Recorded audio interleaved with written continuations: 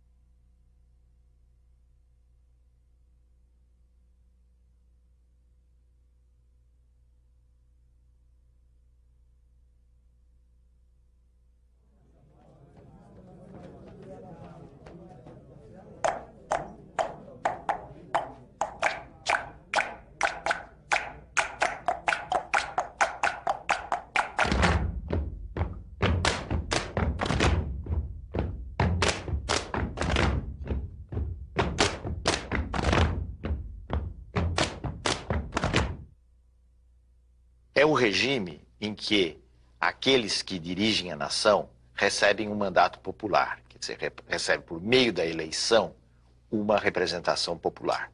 Isso distingue a democracia de qualquer regime autoritário, totalitário. Isto é, a ideia de que a soberania reside no povo e o povo elege os seus representantes. Mas de tal maneira identificou-se o colégio eleitoral com o povo, que hoje nós não sabemos o que é direta e o que é indireta. Sabemos apenas que o povo será vitorioso.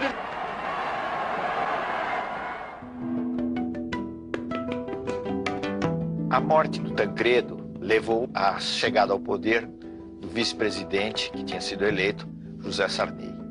Na realidade, o Sarney assumiu em meio a muitas desconfianças políticas, porque havia uma diferença sensível entre o presidente eleito e o vice.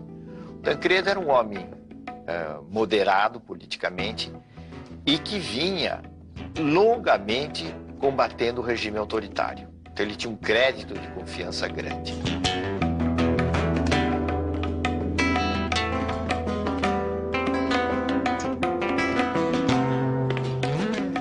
O caso de Sarney era diferente. Era ainda recente sua saída da arena antes de chegar à presidência da República.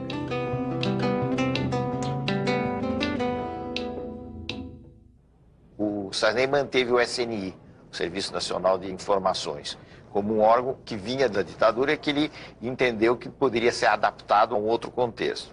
Isso também provocou muitas críticas. Mas, na verdade, a gente pode dizer que o aspecto mais positivo do governo Sarney foi exatamente garantir um clima de liberdades democráticas. No plano econômico, o governo Sarney teve muitos aspectos negativos. O Brasil carregava problemas que vinham já de antes, descontrole financeiro, inflação enorme, déficit público, déficit externo, e Sarney teve, em razão disso principalmente, sofreu uma queda muito grande da sua popularidade. Isso levou à adoção de um plano, que foi o Plano Cruzado.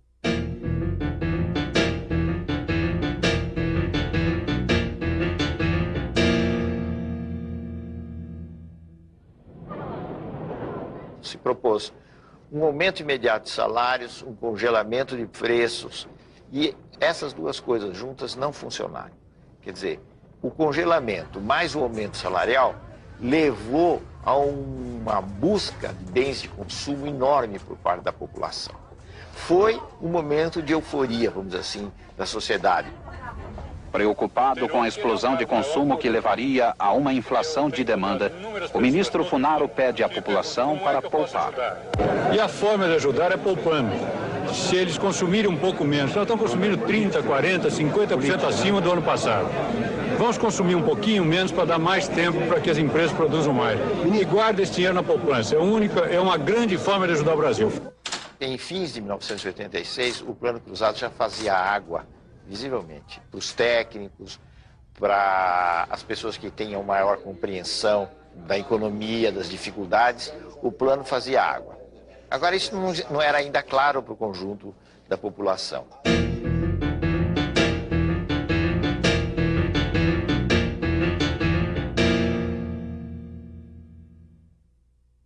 Brasileiras e brasileiros, boa noite. Amanhã é uma data histórica para o nosso país. Será promulgada a nova Constituição brasileira. A gente deve identificar algumas coisas positivas e várias coisas negativas na Constituição de 88. A nação quer mudar. A nação deve mudar. A nação vai mudar. A Constituição pretende ser a voz, a letra, a vontade política da sociedade rumo à mudança. Que a promulgação seja nosso grito. Mudar para vencer. Muda, Brasil!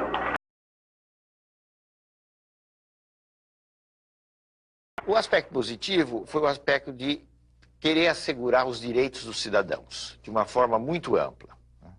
O direito de obter informações nos órgãos do Estado, por exemplo, o direito das minorias, o direito dos índios, como nunca existia no passado, foram alguns exemplos dos lados positivos da Constituição.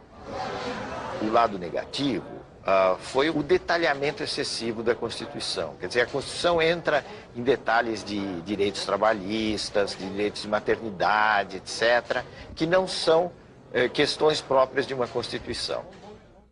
O senhor votou em que nome? PRD. Partido Democrático Popular. PDP? PDP. SDB. Do ponto de vista partidário, as alterações que ocorreram foram uma cisão no PMDB, com a formação do PSDB. O partido é como que um cais. Os que chegam são motivo de alegria. Os que partem, de saudade precoce. Nós vamos ser um partido da reforma social, sim. Nós vamos fazer as reformas. O governo anuncia o Plano Cruzado 2. Além de medidas de estímulo à poupança, o novo pacote trouxe novos preços e mais impostos. Os mais atingidos com as medidas compulsórias são os assalariados de classe média. Despenca da noite para o dia a popularidade do governo.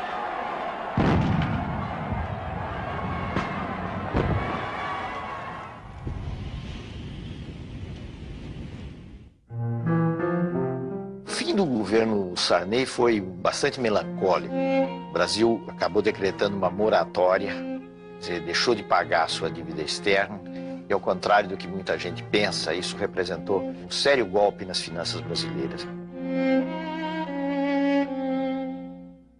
As eleições da sucessão do presidente Sarney surgiram vários nomes. Brizola teve, naquele momento, teve o seu, digamos assim, o seu apogeu como candidato à presidência da República. Porém, a disputa acabou concentrada no segundo turno entre Luiz Inácio Lula da Silva e Fernando Collor.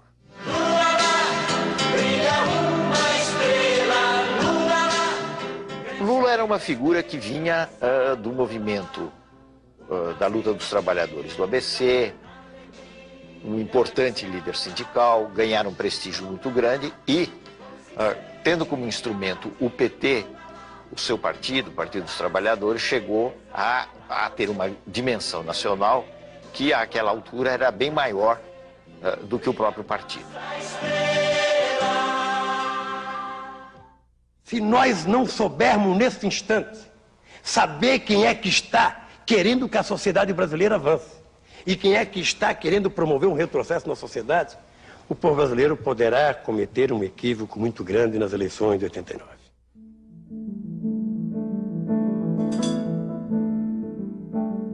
O Collor era uma figura que vinha, primeiro, de um estado pequeno, vinha de Alagoas.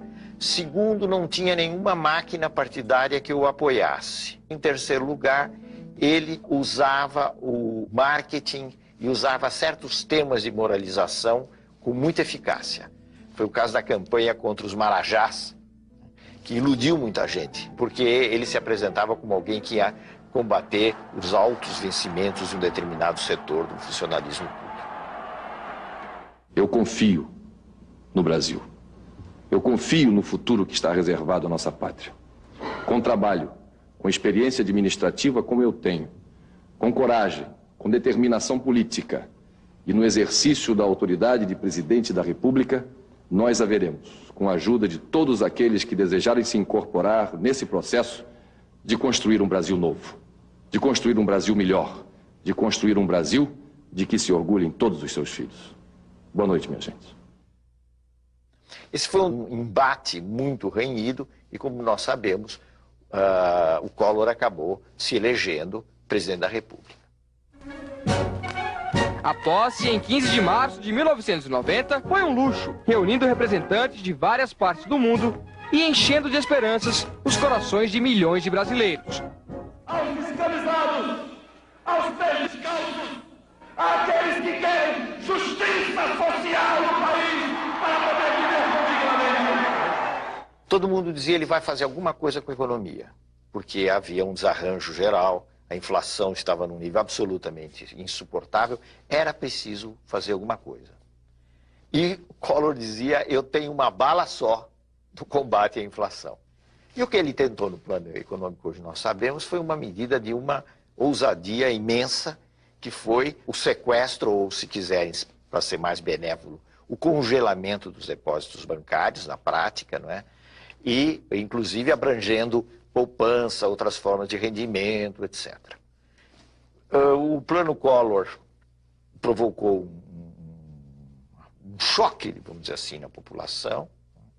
Houve realmente uma queda pronunciada da inflação, mas essa espécie de plano milagroso, ao longo do tempo, foi se revelando muito menos milagroso e conduzindo o país às dificuldades econômicas. Primeiro, a uma recessão. A recessão poderia até levar a um reequilíbrio, mas não houve sequer tempo do reequilíbrio, porque o Collor foi tomado por uma onda de críticas no plano político que acabou levando ao impeachment. Na verdade, o governo Collor combinou medidas modernizadoras com um imenso grau de corrupção.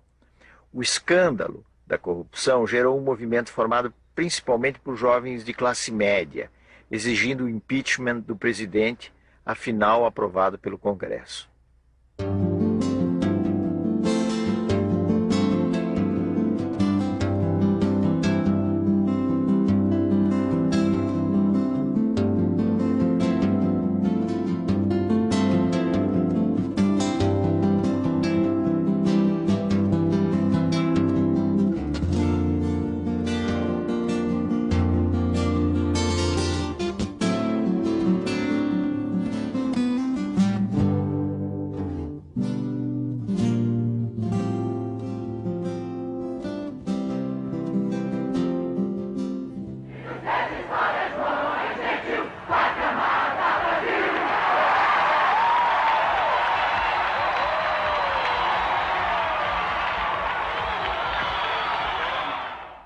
A lição que nós tiramos do impeachment é uma imensa lição.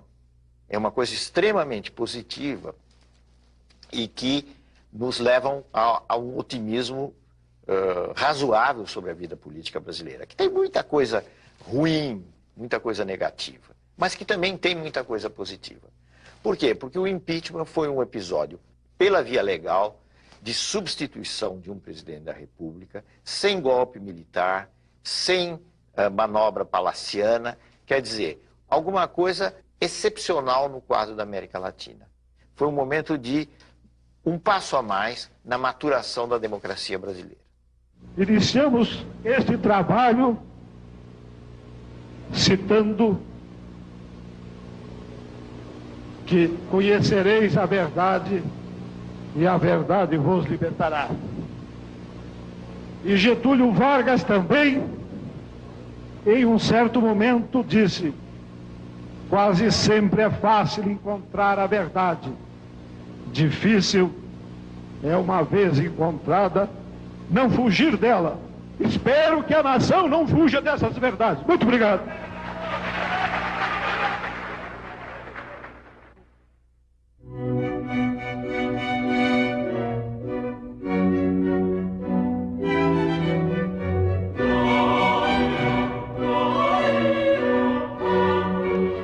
No plano mundial, um dos acontecimentos mais importantes e que se reflete em todos os países, portanto no Brasil também, foi a crise da União Soviética e o fim da União Soviética. O fim, simbolicamente, foi representado pela queda do Muro de Berlim. Com o fim da União Soviética, a crise na Rússia, o que nós tivemos foi o fim da Guerra Fria, que dividia o mundo em dois campos e alterou muito as relações políticas no mundo, e o início de um processo que nós podemos chamar de plena hegemonia americana. A globalização é uma interpenetração, digamos assim, econômica e financeira que se dá em todo o mundo, não de uma forma igual, porque existe um centro hegemônico da globalização, que são os Estados Unidos. Mas eu diria que a globalização tem possibilidades positivas. O intercâmbio comercial, cultural entre as nações é em si mesmo um fator desejável, e tem riscos reais, porque a globalização, se não houver medidas no sentido de limitá-la ou de alguma forma regulamentá-la, a globalização tende a acentuar desigualdade entre países ricos e países pobres.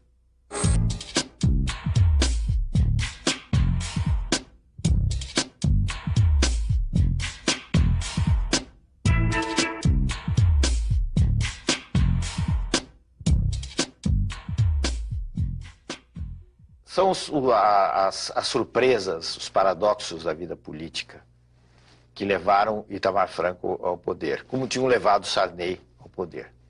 Nesse caso não havia a morte de um presidente, mas havia o impeachment de um presidente, que era o Collor. Itamar era uma figura que vinha dos quadros do velho MDB, dos quadros da oposição, e que encontrara uma chance de subir na política mais, como candidato a vice do Fernando Collor.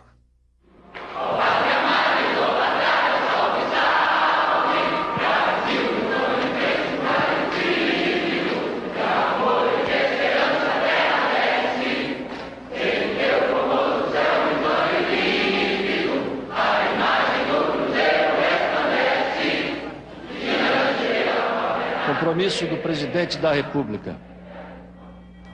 Prometo manter, defender e cumprir a Constituição, observar as leis, promover o bem geral do povo brasileiro, sustentar a união, a integridade e a independência do Brasil.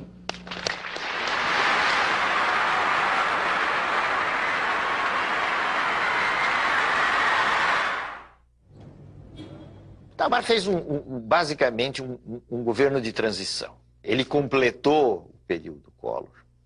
E eu creio que a coisa mais importante que ocorreu no governo Itamar foi a implantação da URV, da Unidade Real de Valor, um passo absolutamente necessário para a implantação do Plano Real.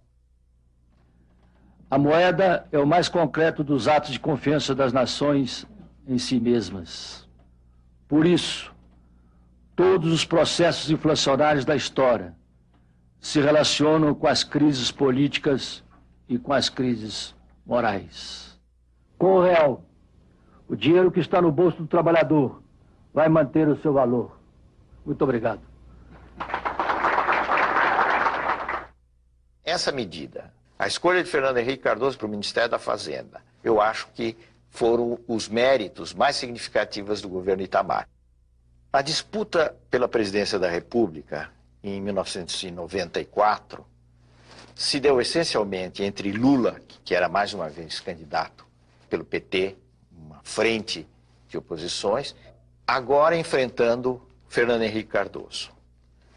A candidatura de Fernando Henrique foi altamente beneficiada pela instituição da URV e pelo Plano Real. É preciso também entender que foi extremamente importante naquela altura, para a vitória, a formação de uma frente partidária. A frente PSDB, PFL e PTB representou um fator bastante importante para garantir a vitória do presidente Fernando Henrique logo no primeiro turno.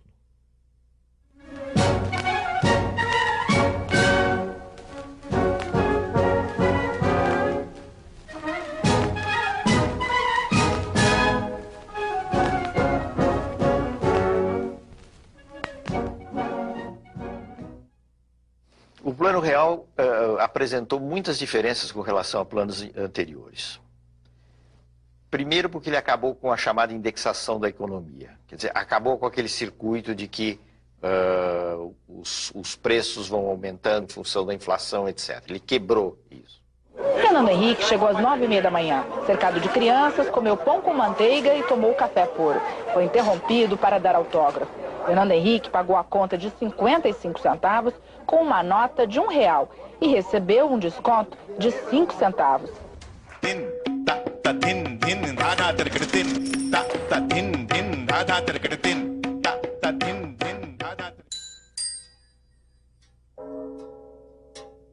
A partir dos anos 80, em todos os países da América Latina, ocorreu o que se chama uma crise do Estado, uma crise das funções que tinham sido as funções tradicionais do Estado.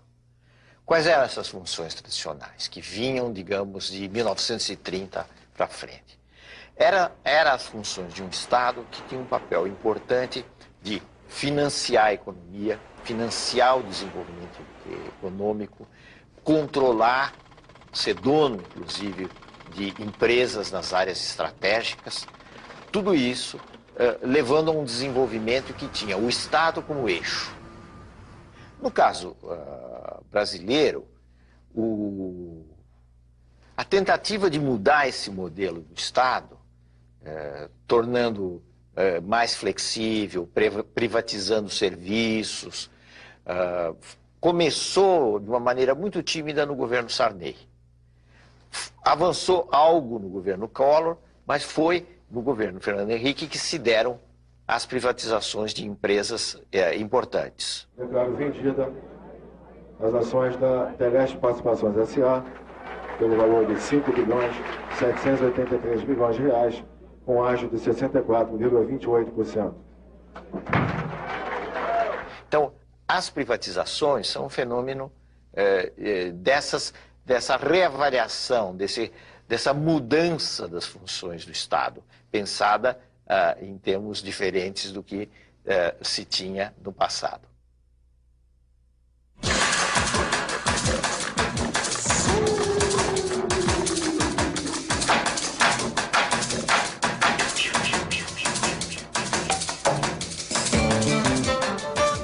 A característica do governo Fernando Henrique, do ponto de vista político estrito, vamos dizer assim, foi a existência de 2 mandatos, isto é, houve 2 eleições, a primeira e uma segunda, que levaram a 8 anos desse governo. A hipótese de reeleição não existia no nosso sistema republicano. Ela foi votada no Congresso, né, através de uma alteração da Constituição, e foi por via dessa alteração da Constituição que se deu a possibilidade de Fernando Henrique voltar a se candidatar em eleições disputadas mais uma vez contra Lula e que ele veio a vencer. O primeiro mandato foi basicamente a consolidação inicial do Real e as reformas da Constituição e a tentativa de fazer algumas reformas que são necessárias, a Previdência, a da administração pública, etc. Bom, essa tentativa foi frustrada até certo ponto, porque a reforma da Previdência não foi feita. Então, eu diria que nós avançamos bastante no primeiro mandato, né, no que diz respeito à parte econômica, quebra de monopólios, etc. Bom, o segundo já foi caracterizado pelas turbulências da globalização, porque ele se iniciou sob a crise do México, que foi em 98, 99, e foi uma crise atrás da outra. Então, qual foi o trabalho no segundo mandato? A despeito de tudo isso, manter o Brasil razoavelmente bem. Apesar das turbulências, crescemos pouco, mas crescemos. No conjunto, o mais importante para mim é outra coisa. É democracia e é um clima de respeito, de tranquilidade. Um clima que permitiu e permite que as pessoas exponham seus pontos de vista com toda a liberdade. Eu acho que isso é importante para que o Brasil possa realmente ser uma democracia, que não é fácil, por causa da desigualdade e da pobreza. As privatizações funcionaram em alguns casos, em outros não. Houve esse clima de maior responsabilidade do Estado, o gasto vinculado com a arrecadação, não se gasta o que não se tem, né? Isso é a lei da responsabilidade fiscal. Esses são os aspectos, digamos assim, mais positivos de todo esse período. Mas o governo Fernando Henrique Cardoso teve grandes méritos na projeção do Brasil no exterior, na consolidação das instituições e como exemplo de afirmação definitiva da democracia no país. Alô, Marciano. Alô, Marciano. Câmbio. Alô, planeta vermelho. Agora, o Brasil continua um país desigual, os níveis das diferenças não foram quebrados, isso não é fácil. Houve uma redução de desigualdades logo depois do Plano Real. O Plano Real teve esse efeito muito positivo, mas ao longo dos anos, a distribuição de renda voltou a apresentar os mesmos resultados negativos.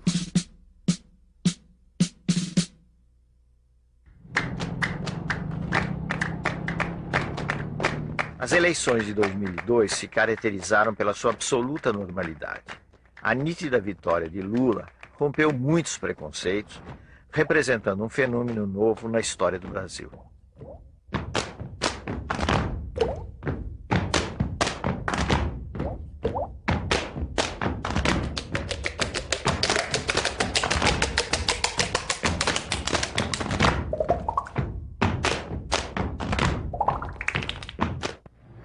Eu não sou o resultado de uma eleição.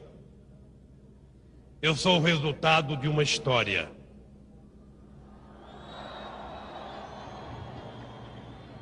Eu estou concretizando o sonho de gerações e gerações que antes de mim tentaram e não conseguiram. O meu papel nesse instante, com muita humildade, mas também com muita serenidade, dizer a vocês que eu vou fazer o que acredito que o Brasil precisa que seja feito nesses 4 anos. Cuidar da educação, cuidar da saúde, fazer a reforma agrária, cuidar da previdência social e acabar com a fome neste país são compromissos menos programáticos e mais compromisso moral e ético que eu quero assumir aqui nessa tribuna, na frente do povo, que é o único responsável pela minha vitória e pelo fato de eu estar aqui hoje tomando posse.